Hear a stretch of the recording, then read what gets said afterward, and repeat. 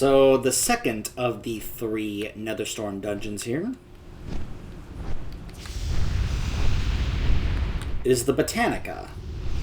Now this one, I've been having a bit more actual experience with because this is now part of Time Walking Burning Crusade.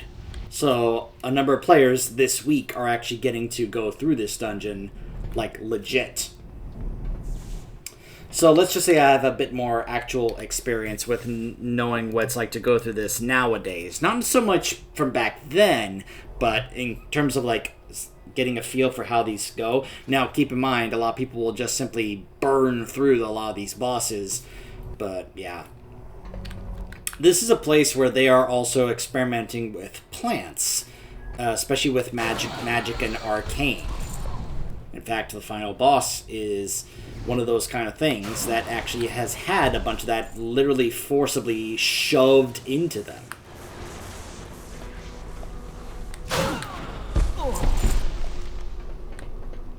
I'm actually going to go ahead and take off this trinket because it could proc and automatically kill stuff in case I'm wanting to not quite show it off. But you'll see there's a lot of different blood elves here that are basically like garden keepers, along with some peacekeepers, like, you know, mechs are kind of here to make sure that everything goes fine. Some protectors, blood warders is what they're part of.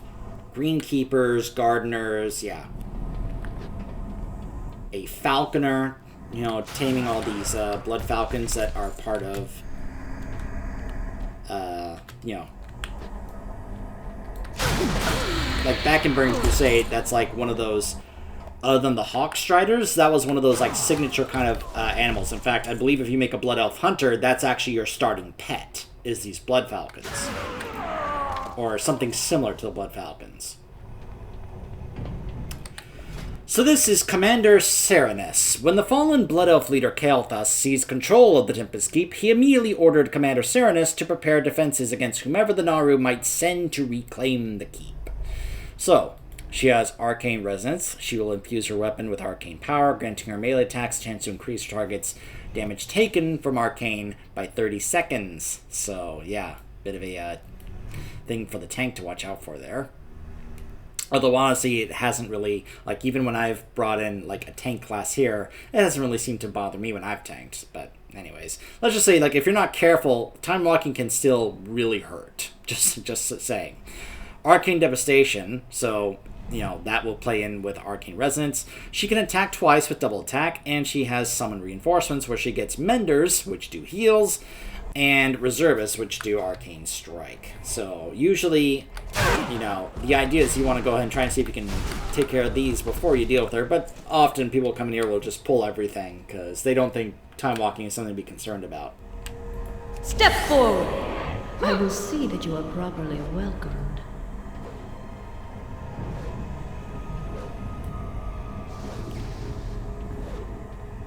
Not sure if she's actually going to be able to apply those to me on a max level character like this. If I wanted to, I could actually try and queue up for Time Walking Burning Crusade and actually show this to you guys, but then again, like, trying to do so with a regular group can be a little, well... Also, you notice that there's a timer here. If the fight goes on too long, she will actually do the Summon Reinforcements. So, we'll actually see if... We'll hold off for a moment to see if we can actually go ahead and show that off. But if you go over here, you'll actually see we can actually look at the final boss of this dungeon through this window here. There he is waiting for us. Because we're actually going to be going all the way around through here until we get to that area in the middle where he's at.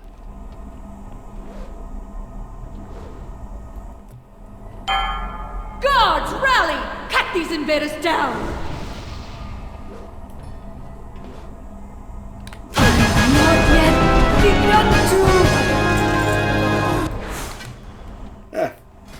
I got the Revenger.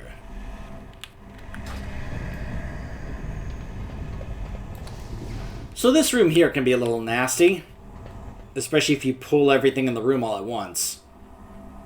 There's a bunch of plants here, great affairs, some botanists, chemists, researchers, and they can be pretty nasty to deal with.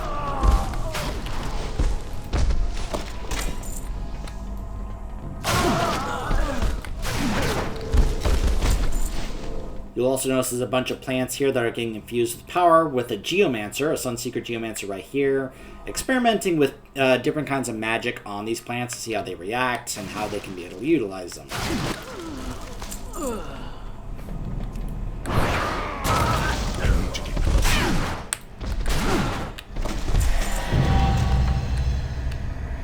Now this is High Botanist Freywin.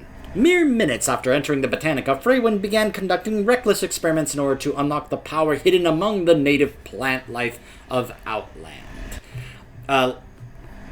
Basically a lot of the stuff you learn, like, going through places like Zangarmarsh and stuff about what's going on with the plant life and such, because of the gigantic mushrooms that are there. A number of the storytelling from those zones kind of carry over into these dungeons, as you can see. It's not just Netherstorm story that's here. It's a story and questing from the other zones in Burning Crusade. So, yeah, he plants a seedling every 5 seconds, which sprouts into a different seedling, which is something else different that you'll have to deal with. Like, the white ones can encase a player in ice, stunning them for 3 seconds. The red ones do fire damage. The green ones do nature damage. The blue ones set up tendrils, reducing your movement speed. He'll also transform into a tree at some point, beginning to cast Tranquility and call upon 3 protectors to defend him. So, I've heard that this guy back in the day on Heroic was a real nasty fight to do. What are you doing? These specimens are very delicate! You're going to ruin my specimens! So there's the blue seedling. You can see him casting the slow on me. So yeah, the longer this fight goes on, the more seedlings he's going to just simply have show up and fight you.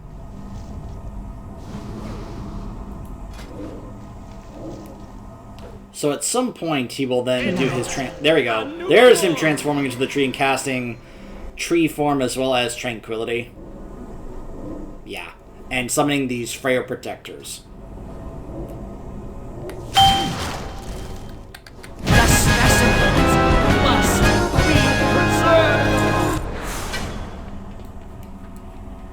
Now, fortunately, when we come in here, we just burn him down. Although I will also note that some people just outright skip him because he's not necessarily required, even though it does list him as a boss here.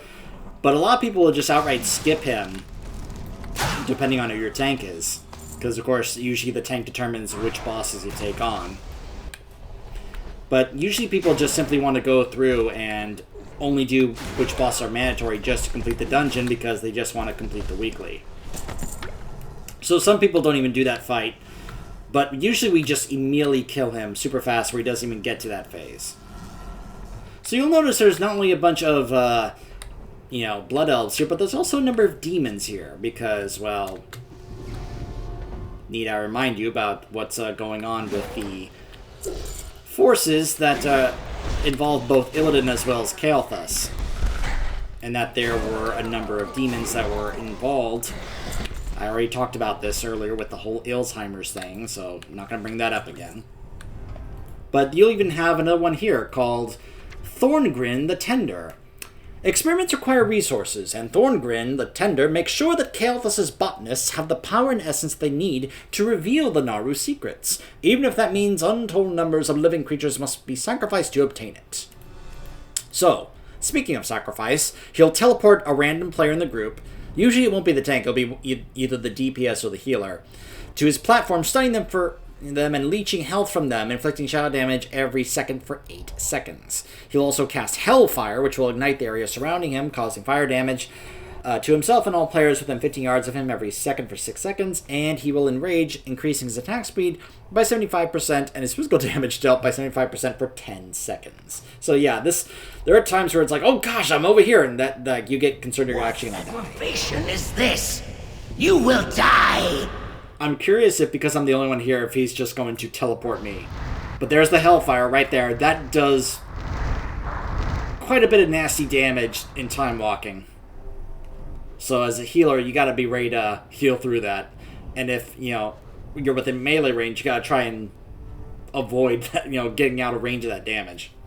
I don't think he's going to cast on me because I'm by myself. But yeah, you'll see the range on that Hellfire. I'm telling you, like in time walking, it still is a bit of nasty damage.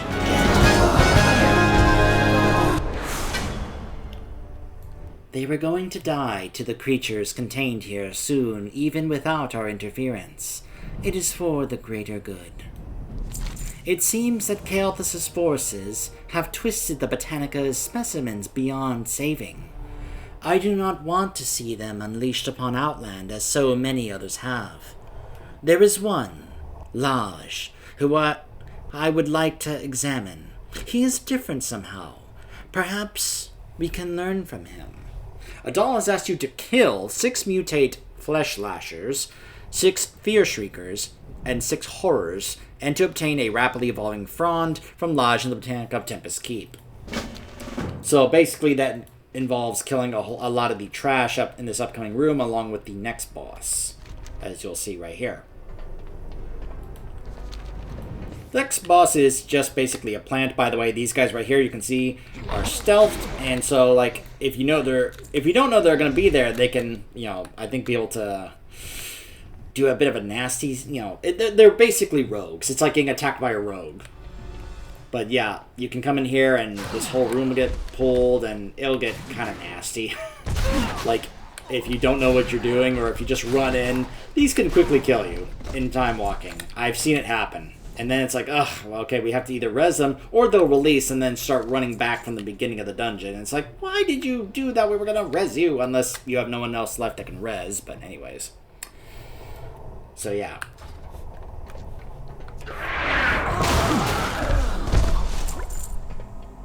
Get out of here! There are too many of them! Escape while you can!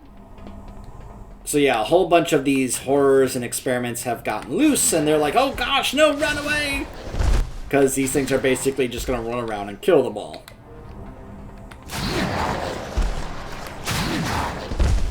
So yeah, we're basically just clearing this place out. So that is Laj. The Naru gathered samples of unusual wildlife from across Outland. Their safeguards were destroyed when the Botanica was invaded, leaving some of the most dangerous specimens free to roam. So this guy is not really that much of a fight. You basically pull him down from the platform, he comes at you, and you fight him. And then at some point he teleports back and summons a couple of adds on these platforms. It's a very simple fight, honestly. It's not a big deal. Like, even when you look at his mechanics, it's just like, okay, he teleports and summons these thorns here. He shifts elements around, doing resistance to elements, decreasing resistance to the opposing element. He has Thrash, and he's got Allergic Reaction, which honestly is not that big a deal. I see you have obtained the frond. Very good. You have done well thus far. However, there is still one more task I must ask that you complete. I must now ask you to complete a most somber task. Warp Splinter used to act as a guardian to all of the Botanica. He is now impure and must be taken down. And that is Warp Splinter, the final boss. The Night Elves of Darnassus have asked for help in restoring an ancient of the arcane who found itself trapped in Tempest Keep. Frightened by the recent attack by Kael'thas Sunstrider's forces, the Warp Splinter is unable to differentiate friend from foe and is liable to attack any who disturb it. This is a ent that they shoved arcane magic crystals into, which is pretty horrible. Because it's basically caused him to go insane, and it's a pretty horrible thing to do to something. Like, again, he doesn't know if we're friend or foe, and he doesn't really care. He just sees that someone's here, and he's going to be like, hey, wait a minute, you can't be here. Who disturbs this sanctuary? Yeah, that's what he sounds like. So he has Stomp, where he'll do just a big amount of physical damage and stun. He has Arcane Volley, and he'll summon saplings. Confused.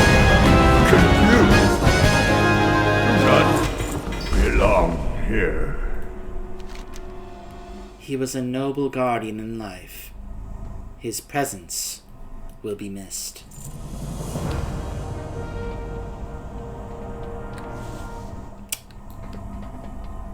Poor Splinter.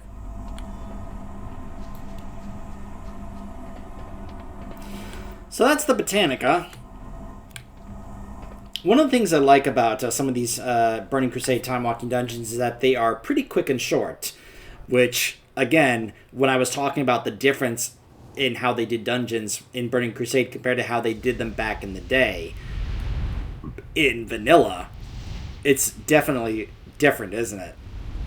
Think about some of the other big dungeons that I took us through and how large they were. But then again, that was a different time, and just things were done differently because they also had this mindset of what they thought the dungeon experience either was going to be or should be, or what they thought the players would want, because they also thought, well, this is what we want when it comes to these dungeons, so that's probably what they're going to want.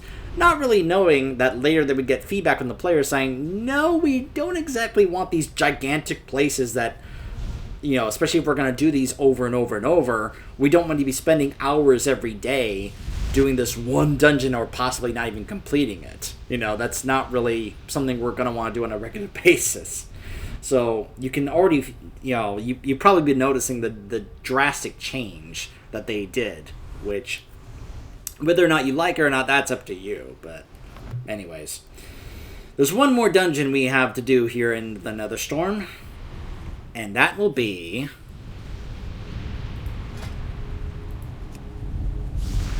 the Arcatraz. Stay tuned.